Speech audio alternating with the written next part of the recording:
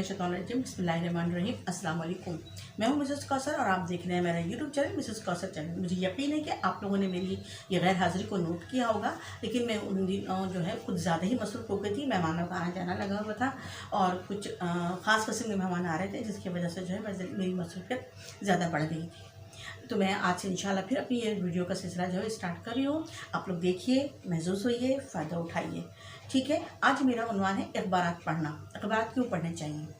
ठीक है, एक ज़माना था जब सिर्फ प्रिंट मीडिया था, सोशल मीडिया नहीं था, ना इलेक्ट्रॉनिक मीडिया था। ठीक है, तो लोग प्रिंट मीडिया का फ़ायदा उठाते थे और प्रिंट मीडिया से जो है वो बहुत ज़्यादा लुत्फ़अंदोज़ होते थे।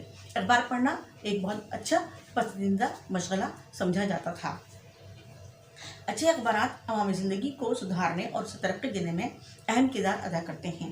वो लोगों की मालूमात में इजाफा करते हैं, उनकी बुराइयों पर नुक्ताचीनी तनक़ीद यानी क्रिटिसाइज़ करते हैं और करके उनको बहुत सारी बुराइयों से भी बचा सकते हैं।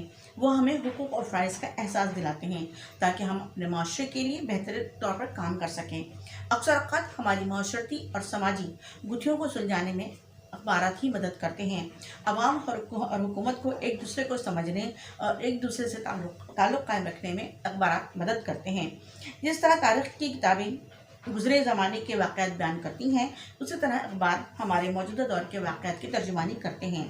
हर अच्छी चीज़ में बुराई का पहलू भी होता है, इसी तरह अखबारात के भी कुछ नुकसानात भी होते हैं।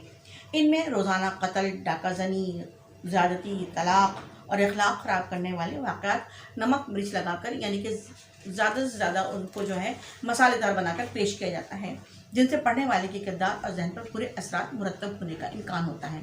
इसके अलावा अखबारात मुल्क दुश्मन ख़यालात को फैलाने और तासुब की फ़ज़ा पैदा करने पर उतर आएँ तो मुल्क के अमन और सलामती के लिए एक बहुत बड़ा ख़तरा भी साबित हो सकते हैं।